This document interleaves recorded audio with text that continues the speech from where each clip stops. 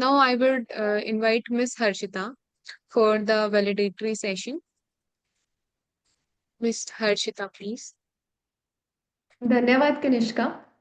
नमस्कार आदरणीय मुख्य अतिथि, विशिष्ट अतिथिगण, सम्माननीय अधिकारियों, प्रशिक्षकों एवं हमारे सभी प्रतिभागियों को मेरा हार्दिक स्वागत। मैं हर्षिता, सारथी, समाज कृषि उन्नति, अनुसंधान, प्रशिक्षण एवं मानव नवाचार की ओर से आप सभी का सारथी प्रण 2025 के समापन स्तर में हार्दिक स्वागत करती हूँ। यह विशेष कार्यक्रम प्राकृतिक खेती के माध्यम से लचीली कृषि के संवर्धन के लिए आयोजित किया गया है। आज इस कार्यक्रम के अंतिम दिन हम सभी के लिए गर्व और प्रसन्नता का क्षण है। प्रण 2025 एक संस्था है जो नवाचार शिक्षा और सतत कृषि प्रथाओं को जोड़कर भारतीय कृषि को आत्मनिर्भर और पर्यावरण अनुकूल बनाने के लिए कार्यरत है। प्रण 2025 के अंतर्गत 7 दिनों तक आयोजित इस प्रशिक्षण कार्यक्रम में देश के विभिन्न राज्यों से आए प्रतिभागियों ने प्राकृतिक खेती के विज्ञान, अवधारणाओं और व्यवहारिक पहलुओं को गहराई से समझा।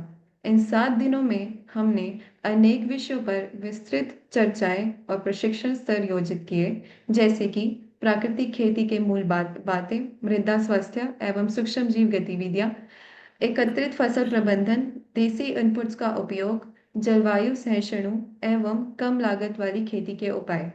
इन सभी स्तरों ने प्रतिभागियों की नई सोच, नवीन दृष्टिकोण और आत्मनिर्भरता की दिशा में आगे बढ़ने के लिए प्रेरणा दी।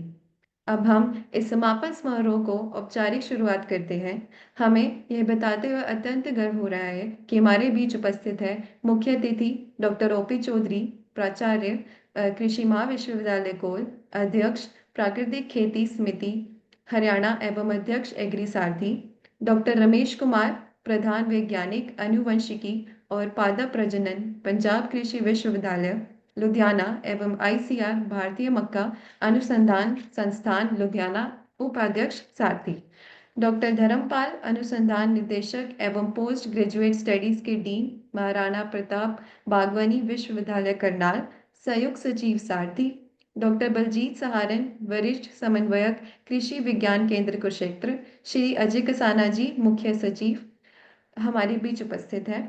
अब मैं स्वागत करना चाहती हूँ डॉक्टर रमेश कुमार जी का अपने समापन विचार हमारे सामने प्रस्तुत करने के लिए।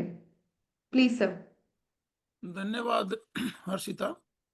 और आज के इस समारोह के मुख्य अतिथि डॉक्टर ओपी चौधरी जी, जो हमारे सीनियर हैं, हमारे मार्गदर्शक हैं, इस समिति के अध्यक्ष भी हैं, और इस प्रोग्राम को करवाने में जो 7 दिन का एक प्रशिक्षण कार्यक्रम जो इस हमारे सारथी सोसाइटी के द्वारा प्रायोजित किया गया है, इसमें डॉक्टर ओपी चौधरी का बहुत बड़ा रोल है। और अजय कसाना जी, जिन्होंने बखूबी इसका मैनेजमेंट जैसे किया है, सबको इनवाइट किया है, अच्छे लेक्चर्स ऑर्गेनाइज किए हैं, और आप लोग सभी इसमें शामिल रहे हैं। डॉक्टर बलजीत सारण हमारे पुराने साथी हैं, शायद मेरी आवाज़ से पहचान रहे होंगे। तो आज के इस प्रोग्राम में जैसे 7 दिन तक हमने ये बताया कि नेचुरल फार्मिंग क्या है, हम नेचुरल फार्मिंग को कैसे प्रैक्टिस करना चाहिए, इसका हमारे किसान बंधुओं को, हमारे वैज्ञानिकों को, हमारे सबसे बड़ी बात है कि उपभोक्ता जो नेचुरल फार्मिंग के प्रोडक्ट को पसंद करते हैं, उनको ध्यान में रखते हुए ये प्रोग्राम जो हमने ऑर्गेनाइज किया है, किस तरह से हमें इसको किया जाए, इसकी प्रैक्टिस कैसे करते हैं, कैसे इसको काम में लेके आते हैं। नेचुरल फार्मिंग एक होलिस्टिक एंड सस्टेनेबल सिस्टम है, जिसमें हम अपने पूरे एनवायरनमेंट को ध्यान में रखते हुए, आपके सेहत को ध्यान में रखते हुए कैसे खेती की जाए। इसमें चाहे हम एक क्रॉप की बजाय 2 क्रॉप या 3 क्रॉप साथ में लेते हैं, और जैसे डॉक्टर सारणा भी बता ही रहे थे, नाइट्रोजन फिक्स कैसे होती है, हम इसको कैसे डिफरेंट फॉर्म्स में है, प्लांट के लिए अवेलेबल है नहीं है, और आपके पास यदि नेचुरल माइक्रो ऑर्गेनिजम्स की संख्या ज़्यादा है तो वो कैसे हमारे काम में आते हैं। वो जो मित्र कीट हैं उनकी संख्या बढ़ती जाती है, उन मित्र कीट्स का हमें हमारी क्रॉप को बचाने में बहुत बेनिफिट मिलता है।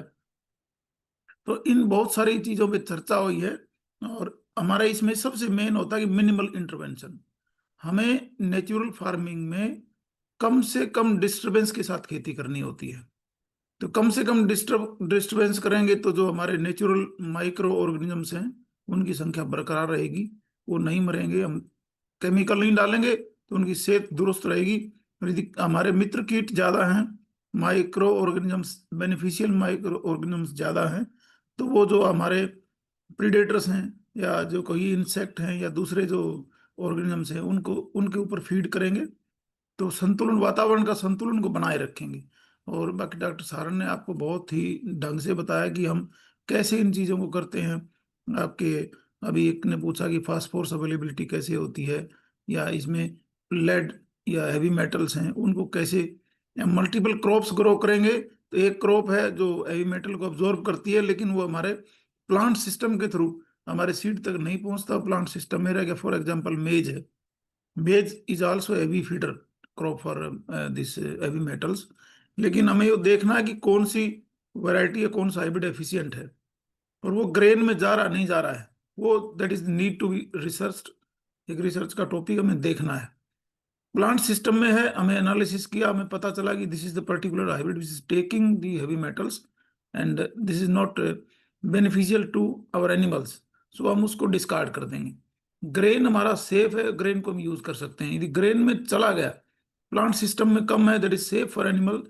तो इस तरह से हमने एक दो एक्सपेरिमेंट किए हैं, तो मेज में बहुत अच्छा रिस्पॉन्स मिलता है। डॉक्टर सारन ने बताया कि हमारे मस्टर्ड है, मस्टर्ड बहुत ही उम्दा क्रॉप इसके लिए, हैवी मेटल्स के लिए। तो नेचुरल फार्मिंग में हमें मिनिमल इंटरवेंशन और उसके साथ साथ बायोडाइवर्सिटी को मेंटेन करना है, चाहे वो बेनिफिशियल माइक्रो ऑर्गेनिजम्स की है या क्रॉप्स की है, ट्रीज की। हमें बायोडाइवर्सिटी को मेंटेन करेंगे, तो बायोडाइवर्सिटी को मेंटेन करने के साथ साथ हम बहुत कुछ नेचर को मेंटेन कर पा रहे हैं, और नेचर को मेंटेन करना ही नेचुरल फार्मिंग है। एक होलिस्टिक सिस्टम है, इसमें आपकी सॉइल हेल्थ बेटर रहती है। और जैसे डॉक्टर साहब बता रहे थे कि हम सॉइल टेस्टिंग करवाएं, जब भी आप सॉइल टेस्ट कराओगे नेचुरल फार्मिंग के फील्ड की, तो that will be far far better than other fields. जो ऑन फार्म इनपुट्स है, इनपुट आपके बहुत कम हो जाएंगे। जब खर्चा कम हो जाएगा, लागत कम हो जाएगी, तो किसान को एक फायदा मिलेगा। उसका जो प्रोड्यूस है, ठीक है, एक दो साल के लिए उसमें कम आता है, लेकिन जब आपका खेत स्टेबल हो जाएगा, सारे माइक्रो ऑर्गेनिजम्स हैं, आपके जो बायोडाइवर्सिटी है वो मेंटेन हो जाएगी, तो आपकी पैदावार भी कम नहीं होगी, पैदावार भी आपकी इंप्रूव हो जाएगी, ठीक ठाक आनी शुरू हो जाएगी। तो आप एक फ्रंट पे आपने अपनी पैदावार को बचाया, दूसरे फ्रंट पे आपने अपनी इनपुट कॉस्ट कम कर ली है, तो आपका जो कॉस्ट बेनिफिट रेशियो वो सुधर जाएगा और आपको इसमें बेनिफिट मिलेगा। तो इंटीग्रेटेड सिस्टम्स हैं, इसके साथ साथ क्रॉप्स के साथ साथ आप एनिमल भी रखेंगे, आप इसके साथ मुर्गी पालन भी करेंगे या दूसरा कुछ इनपुट है वो भी करेंगे। जब आप सभी को होलिस्टिक मैनर में लेके चलेंगे, तो आपका एक नेचुरल फार्मिंग का एक मॉडल रेडी होगा। उस मॉडल को फॉलो करते हुए जब आप खेती करते हैं, जैसे हमारे पूर्वज करते थे, तो हमारे बाई चांस सूखा पड़ गया तो हमारा पशु सेफ है, पशु में कोई प्रॉब्लम आई तो दूसरी क्रॉप सेफ है, दो क्रॉप लगाई, एक क्रॉप में कोई डिस्टर्बेंस है दूसरी क्रॉप सेफ है, तो हम किसी न किसी तरह से सरवाइव करते थे। हम मोनोक्रॉपिंग में नहीं चलना है, हम सारे होलिस्टिक सिस्टम के साथ चलेंगे, तो आपको इकोनॉमिक वायबिलिटी, आपकी जो इकोनॉमिक्स है वो ठीक रहेगी, कॉस्ट बेनिफिट रेशियो आपकी अच्छी रहेगी, तो किसान को कोई नुकसान नहीं होगा। तो बहुत सारे इसमें तरीके हैं, जिस तरह मैं बोल रहा था अभी कि हमें मिनिमम इंटरवेंशन, मतलब नो टिलेज, आप सीधे खेत में बिजाई करें। बिजाई के साथ साथ एक डॉक्टर मलिक का कई बार आप वीडियो देखते होंगे, तो खरपतवार, खारे पत्तों की वाली फसलें, खारे पत्ते का मतलब जो खरपतवार हमारे खेत में वीड हैं, वो वेस्ट कभी नहीं होते, उनमें बहुत सारी बीमारियां ठीक करने के गुण होते हैं। तो हम जब हमारे खेत में नेचुरल फार्मिंग में कोई ऐसा वीड भी आता है, तो उसको भी हम जैसे आपका बाथू है, बाथू की हम सब्जी खाते हैं, पूरी सर्दी हर आदमी यूज करता है। नेचुरल फार्मिंग का जहां हमने केमिकल नहीं डाला है, वो सेफ है, उसकी वैल्यू अलग है। तो ऐसे आयरन रिच प्लांट है, आपके सेहत के लिए वो बहुत अच्छा रहेगा। इंटरक्रॉपिंग है, या आपके बहुत सारी इस एग्रो फॉरेस्ट्री भी करेंगे, एग्रो फॉरेस्ट्री साथ क्रॉप लाइन, होलिस्टिक आपको हर चीज है, ट्री भी रखना है, क्रॉप भी रखनी है, एनिमल भी रखना है, तो आप दूसरी भी चीजें रखनी है। इन चीजों को सबको हम इकट्ठा करके चलेंगे, आप हर तरीके से आपका मिनिमम कॉस्ट में जो अच्छी खेती करेंगे, integrated farming you can say, integrated farming करेंगे नेचुरल फार्मिंग में, तो वो आपके सेहत के लिए भी अच्छा है, किसान के लिए भी अच्छा है, जो एंड यूजर हमारा है उसके लिए भी अच्छा है।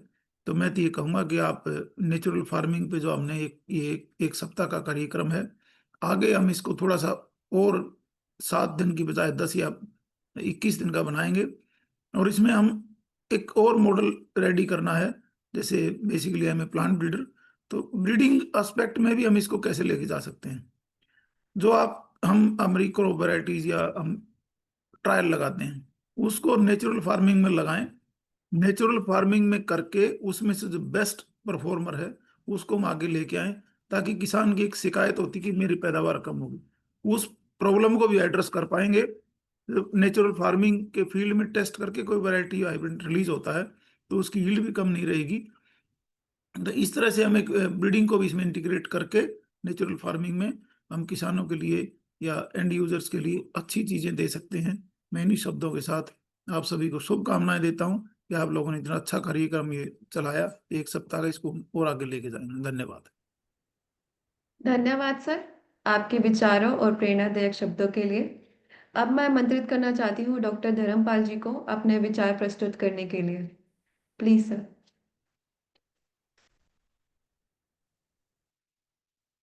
Thank you, Harshita. Respected Dr. O.P. Chaudhary,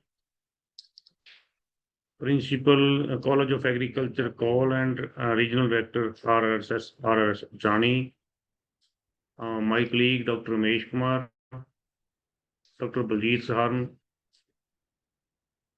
जिनको आज मैंने first time I got the opportunity to hear him, to listen to him, and Dr. Ajay Kasana ji. First of all, I would like to congratulate all the participants who participated and took a keen interest in this 7 days, online training on a very important subject that is natural farming. In fact, I got an opportunity to join the inaugural session. That day, I listened to Padma Shri Hari Om ji. Of course, I myself was not aware of the techniques and terms or detail of natural farming. In fact, I know what was natural farming, but during that day, it was in fact an enlightened lecture for me, particular what is natural farming, how we can proceed with the natural farming. And one thing is very clear, that even a layman understands that agriculture evolved millions of years ago, and for centuries to centuries it was under natural farming.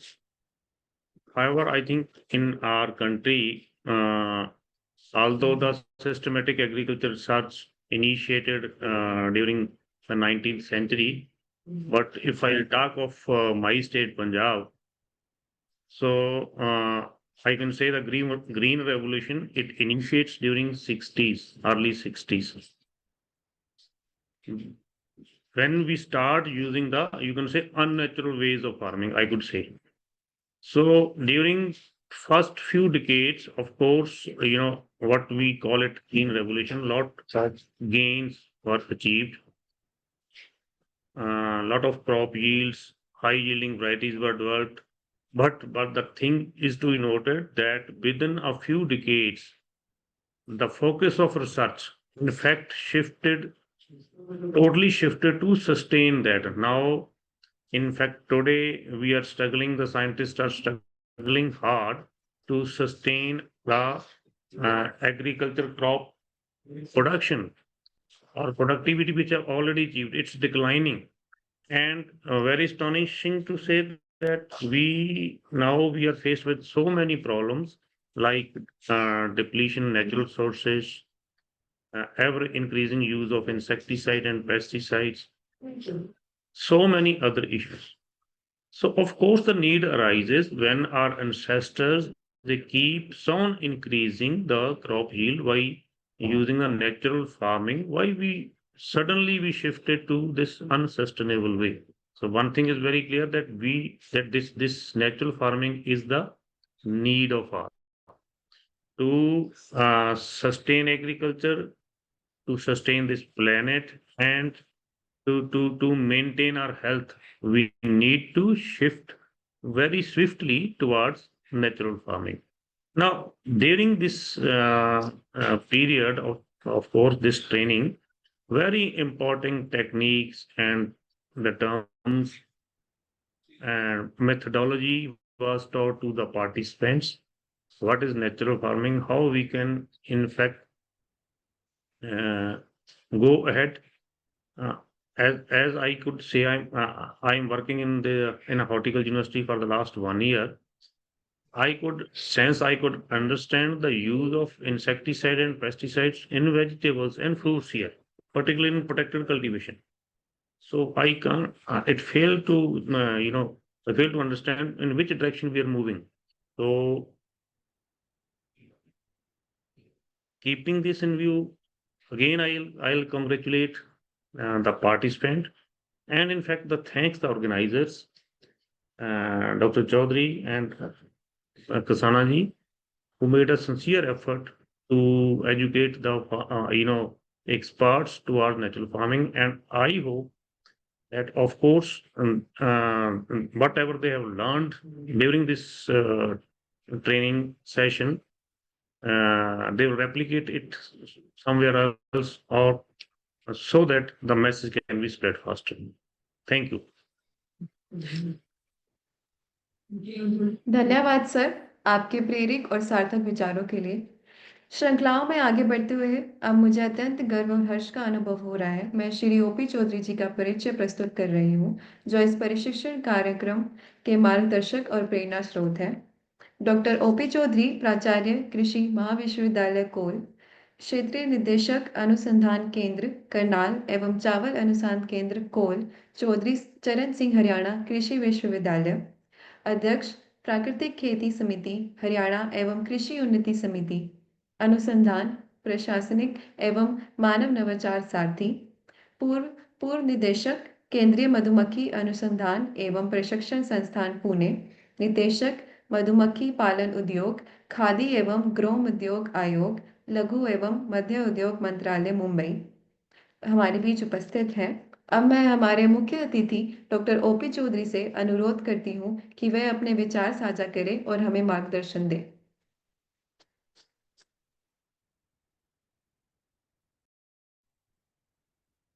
धन्यवाद Harshita.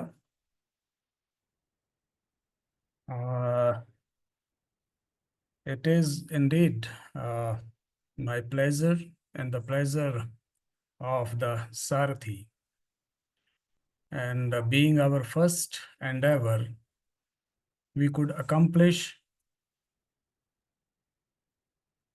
a training program of 7 days duration. That too on a very difficult and unpredictable mode of online. I am really appreciating the efforts, the members of the Sarthi, their tremendous contribution towards organizing this and making it a success. I really thank Dr. Ramesh Kumar, who is the principal scientist, and to his credit, he has one of the largest number of hybrids, prominent hybrids in maize to his credit. 11 hybrids in his name are there. He's a very young scientist at this age. Dr. Dharampal, and I have told also during the inaugural session also, his contribution to the maize research, and also now the very important positions he are holding as Dean Postgraduate Studies, Director Research at MHU, and the changes we are now beginning to see in MHU. It is his sincere efforts, dedication, And we were really honored during the inaugural session. And it was really a bliss. It is a blessing of Mahamahim Acharya Devव्रत जी, जो governor हैं गुजरात के और महाराष्ट्र के, कि उन्होंने हमारे इस effort को सपोर्ट करने के लिए हमारा सहभागी बनने का हमें अवसर दिया, हमें अनुग्रहित किया। एक गवर्नर, और वो भी दो बहुत बड़े बड़े राज्य, और उतना होने के बावजूद भी उन्होंने हमें समय दिया। आज भी उनका प्रोग्राम लगभग निश्चित था, परंतु माननीय प्रधानमंत्री जी के आने के कारण उनको जाना पड़ा, पर फिर भी उन्होंने सारथी के लिए एक बहुत शुभ संदेश दिया। हम उनके बहुत आभारी हैं। डॉक्टर हरिओम जी, हम साथ रहे हैं, और डॉक्टर हरिओम हमारे प्रिंसिपल भी रहे हैं कॉल में, और उन्होंने बिल्कुल जब केमिकल फार्मिंग से नेचुरल फार्मिंग की तरफ का रुख किया, तो जो उनकी साइंटिफिक एक्यूमन था, उन चीज़ों को एनालाइज करते हुए आज हम उनके रिसर्च पेपर भी देखते हैं, उनके थॉट प्रोसेस भी देखते हैं, उनके लॉजिक देखते हैं, तो हम अभिभूत होते हैं उससे। जो नॉलेज जो साइंटिस्ट लेवल तक की भी है और एक किसान को समझाने तक की भी है। तो डॉक्टर साहब ने हमारे सभी साथियों को, हमारे जो है अटेंडीज थे, उनको अपने नॉलेज से जो है अभिभूत किया। उनका बहुत बहुत धन्यवाद। आज हम इसी कड़ी में डॉक्टर बलजीत सारंग जी से भी जो है अनुरोध किया, और उन्होंने एक बहुत ही महत्वपूर्ण विषय पे जो है अपने विचार रखे। क्योंकि प्राकृतिक खेती की बात करते हैं तो वो विषय बहुत बड़े तरह से जो है वो सूक्ष्म जीवाणुओं के ऊपर निर्भर करता है। और डॉक्टर बलजीत ने जिस तरह से इसको एक्सप्लेन किया है, मैं समझता हूं कि बहुत से ऐसे जो वैज्ञानिक भी जो हमारे साथ जुड़े हैं आज, उनको भी ये कम्प्लेक्सिटी जो है बहुत सिंपल तरह से जो है उनको समझ भी आई होंगी, और वो भी अब आगे जो है प्रेरित होंगे कि इस महत्वपूर्ण विषय पे जो है वो अनुसंधान करें, इसको समझें और इसको आगे बढ़ाएं। जिन स्टूडेंट्स ने हमारे इस पूरे प्रोग्राम को कोऑर्डिनेट किया, इसको मैनेज किया, ऑनलाइन पे इतने लोग, इतने दिन, और कंटिन्यूसली जुड़ना और इंटरेक्शन करना, ये आप लोगों का जो है बहुत बड़ी मेहनत है, बहुत अच्छी आपकी प्लानिंग है। और आपके साथ मिस्टर अजय जो हैं एज अ टीम लीडर, आपने जो है वो बहुत अच्छा काम किया है, और मैं आपके लिए बहुत स्वर्णिम जो है भविष्य देखता हूँ। और मैं चाहता हूँ कि सोसाइटी के तो आप ऊपर ले ही जाएंगे, परंतु आपके लिए भी ये एक्सपीरियंस एक बहुत अच्छा रहा होगा।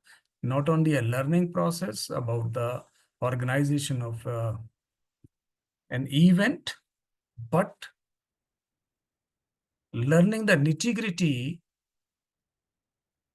of one of the most important and most misunderstood concept in the modern history of agriculture.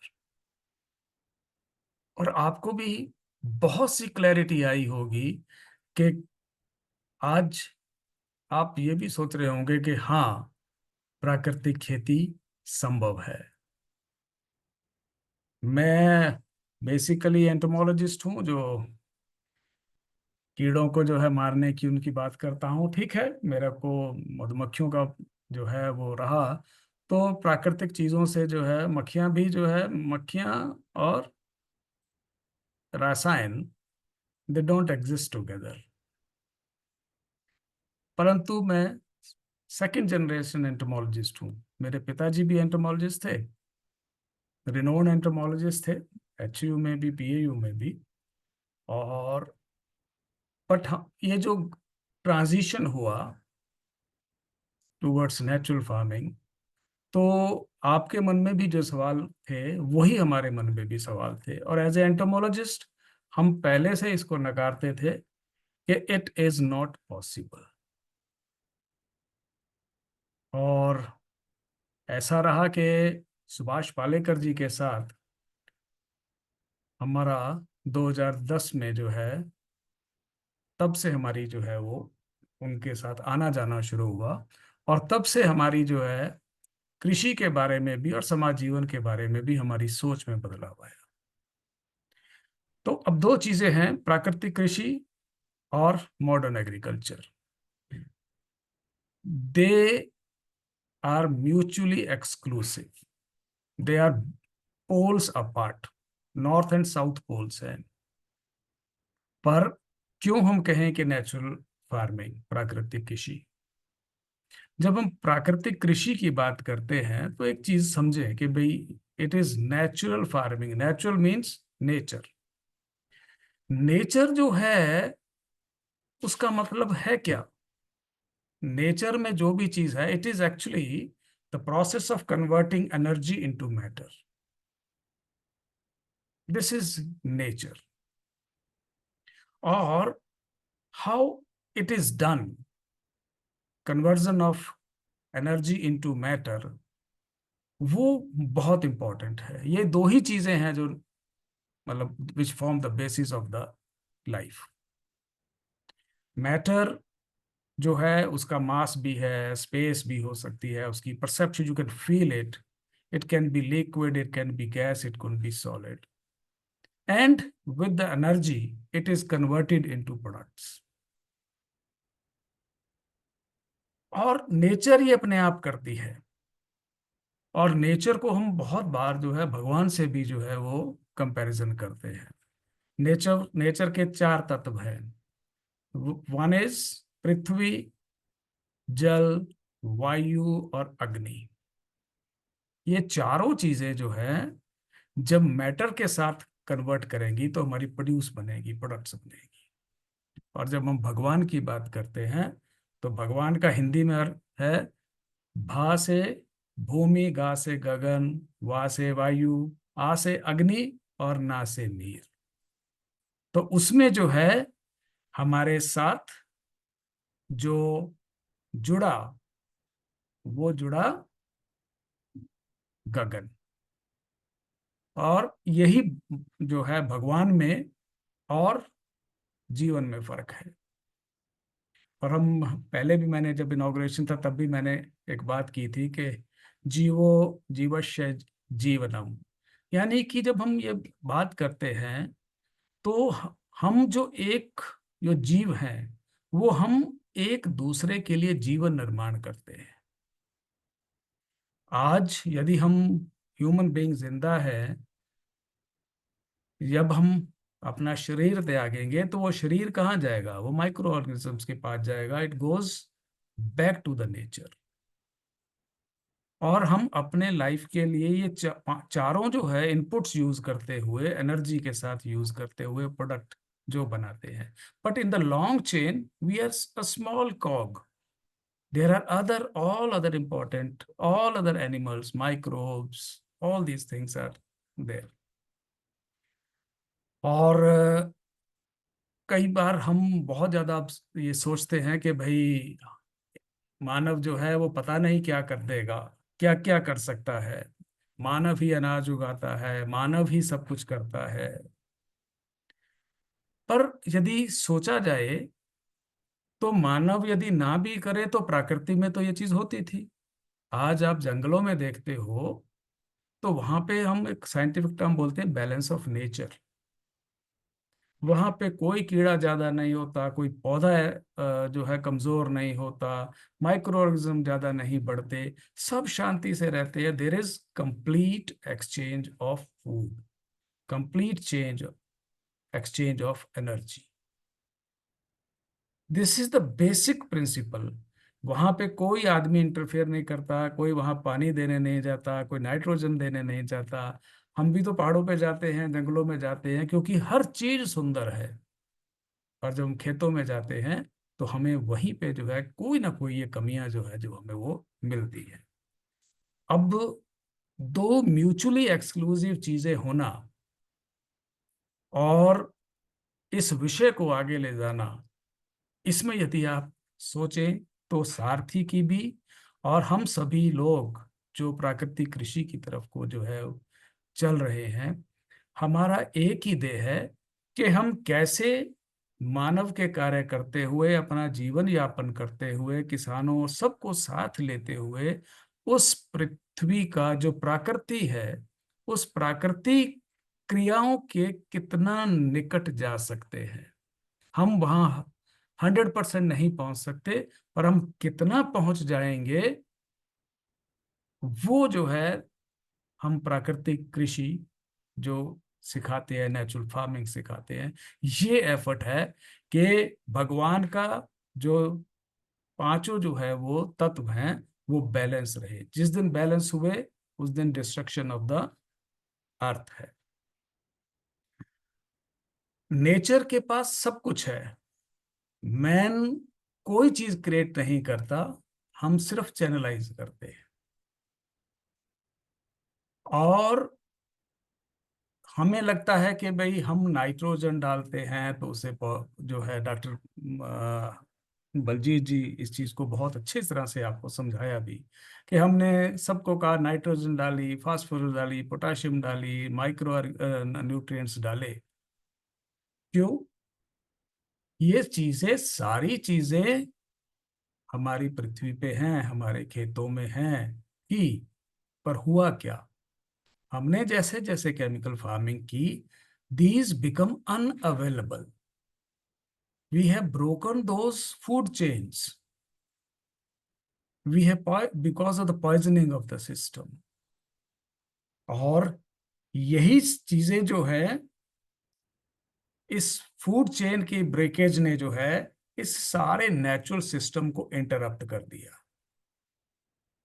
और इस सारा जो नेचर जो बैलेंस रखती है उसको इम्बैलेंस कर दिया। Now we are in a very imbalanced state and natural farming proposes and offers the ways to go to the stage where the nature stabilizes, where the ecosystem stabilizes. The sooner we do it, the better we will be living. So restoring this balance is what is called balance of nature. हमारे student सारे हम पढ़ते भी हैं, और जब ये system auto पे चला जाएगा अपने आप, तब उसको हम कहते हैं नेचुरल फार्मिंग। तो हमारा जो एम है वो नेचुरल फार्मिंग है, उस तरफ पहुंचने का कि ये सिस्टम ऑटो पे पहुंचे। ऑटो पे पहुंचना जो है शायद वहां ना पहुंचे, पर जितना हम ऑटो सिस्टम के पास पहुंच जाएंगे उतने ही जो है हमारी धरती खुशहाल होगी। कोई इंसेक्टिसाइड, कोई पेस्टिसाइड, कोई नेचुरल डिजास्टर नहीं, कोई डिजीजेस नहीं, and we will be getting the best food, not for the humans but for the whole of the universe, including man, animals, plants, microorganisms. So the time is that we, through these dialogues, understand these nitty-gritties, that how fast and in how better ways we can achieve this goal of reaching to the natural ecological system, equilibrium of the systems.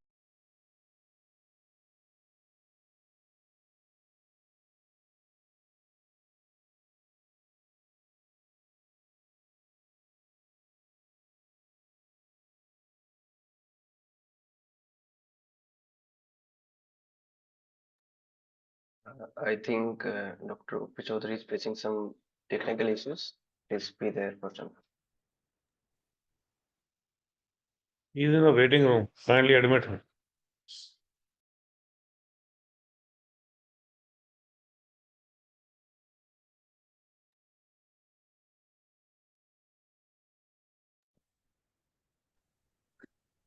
Am I audible now? एकदम जो है वो connection interrupt हुआ.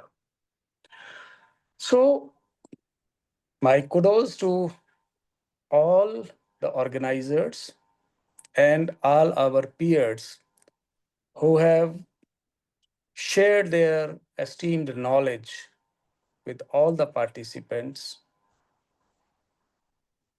about this very important aspect of not only agriculture but our life. And our society will be indebted to those peers who have contributed immensely towards this goal. And as a team, we have very young enthusiasts with us, very learned and acclaimed professionals, scientists with us, and many of our well-wishers who have joined us during this journey of short journey of the Sarthi. Our society is indebted to them, and it is our firm belief that they will always be our companions. They'll be always be our pathlighters during our future journey also. And I, in the last, again, thank the organizers, team of the Sarthi, who have put in a lot of efforts into making this conference a grand success. Though we miss Governor Saab, Devraj ji, but it is my belief that he'll be sooner with us, maybe on the online mode or maybe on the physical mode. So with this, after congratulating you all for your efforts, I really thank you and conclude my talk. Thank you very much. धन्यवाद sir. मैं OP Chaudhary का तहे दिल से धन्यवाद करती हूँ, जिन्होंने अपना अनुभव, ज्ञान एवं सुझावों के माध्यम से हमें प्राकृतिक खेती के क्षेत्र में नई दिशा और प्रेरणा दी. श्रृंखला में आगे बढ़ते हुए अब मुझे अत्यंत गर्व और हर्ष का अनुभव हो रहा है कि मैं श्री अजय कसाना जी का परिचय प्रस्तुत कर रही हूँ, जो इस प्रशिक्षण कार्यक्रम के प्रमुख मार्गदर्शक और प्रेरणा स्रोत हैं. वे सारथी के मुख्य सचिव हैं. श्री कसाना पारस पब्लिकेशन के मुख्य संपादक हैं और प्रशिक्षण तथा सम्मेलन के आयोजन में उनका व्यापक अनुभव है. उन्हें कृषि विषय पर 200 से अधिक शोध पत्र एवं 100 से अधिक पुस्तकों के लेखन में विभिन्न लेखकों की मदद की है. उन्हें यंग साइंटिस्ट अवार्ड से सम्मानित किया जा चुका है तथा वे नेशनल एजुकेशन पॉलिसी और एग्रीकल्चरल एजुकेशनल रिफॉर्म के विषय में एक विशेषज्ञ वक्ता हैं. अब मैं श्री अजय कसाना जी से अनुरोध करती हूँ कि वे समापन संबोधन पेश करें. Thank you, Ms. Leena. As a Chief Secretary of the Society, agri Sarathi Pran 2025 के आयोजन समिति की ओर से आप सभी का हृदय से धन्यवाद करता हूं. हम अपने आज के मुख्य अतिथि डॉक्टर ओपी चौधरी का विशेष धन्यवाद करते हैं, जिनके निरंतर उत्साहवर्धन और उत्कृष्ट प्रबंधन से यह प्रशिक्षण कार्यक्रम सफलतापूर्वक संपन्न हुआ. हम doctor Dharampal, doctor Ramesh, doctor Baljeet का हार्दिक आभार व्यक्त करते हैं, जिन्होंने अपना कीमती समय देकर हमें आशीर्वाद दिया. हम अपने सभी विशेषज्ञों और संसाधन व्यक्तियों के भी आभारी हैं, जिन्होंने इन 7 दिनों में अत्यंत उपयोगी और ज्ञानवर्धक विचार प्रस्तुत किए. तकनीकी सहायता टीम को भी धन्यवाद, जिन्होंने ऑनलाइन संचालन को सुचारू रूप से सुनिश्चित किया. और सबसे महत्वपूर्ण, आप सभी प्रतिभागियों का धन्यवाद. आपकी सक्रिय भागीदारी, उत्साह और सीखने की लगन ने इस प्रशिक्षण कार्यक्रम को सार्थक बनाया. इस यादगार यात्रा के समापन पर हम आप सभी को शुभकामनाएं देते हैं कि आप यहाँ सीखे गए सिद्धांतों को अपने अपने क्षेत्रों में सफलतापूर्वक लागू करेंगे और अन्य किसानों को भी प्राकृतिक एवं पर्यावरण अनुकूल कृषि की ओर प्रेरित करेंगे। इसी के साथ हम इस 7 दिवसीय राष्ट्रीय प्रशिक्षण कार्यक्रम एग्री सारथी प्रण 2025 के समापन की औपचारिक घोषणा करते हैं। पुनः आप सभी का हृदय की गहराइयों से बहुत बहुत धन्यवाद एवं आभार। जैसा कि हमारी सोसाइटी का नाम सारथी, वैसे ही हम आशा करते हैं कि आप सभी इसी प्रकार प्राकृतिक, समृद्ध और टिकाऊ कृषि प्रणाली के सच्चे सारथी बनेंगे। यही मेरी मनोकामना है। नमस्कार, जय हिंद और खुशहाल खेती की शुभकामनाएं। धन्यवाद सर। मैं हमारे माननीय मुख्य अतिथि, अध्यक्ष महोदय, मुख्य सचिव तथा सभी श्रोतागणों का हार्दिक आभार प्रकट करती हूँ, जिन्होंने अपनी उपस्थिति से इस समारोह की शोभा बढ़ाई। आप सभी के सहयोग और सहभागिता के बिना यह कार्यक्रम सफल नहीं हो सकता था। आप सभी का हृदय से धन्यवाद। प्रकृति के संग चले, धरती माँ को संवारे, प्राकृतिक खेती अपनाएं, भविष्य को निखारें। इसी सोच के साथ मैं अपनी वाणी को यहीं विराम देती हूँ। आप सभी का पुनः हृदय से धन्यवाद और शुभकामनाएं। जय Hind. Thank you sir, thank you धन्यवाद सो मच। धन्यवाद। Thank you doctor Baljeet. Okay thank sir, you बच्चों। नमस्कार सर, थैंक यू। नमस्कार जी डॉक्टर साहब, धन्यवाद धन्यवाद। धन्यवाद doctor Ramesh thank you sir, thank you. And large audience, thank you. ठीक है जी, ओके। Okay sir.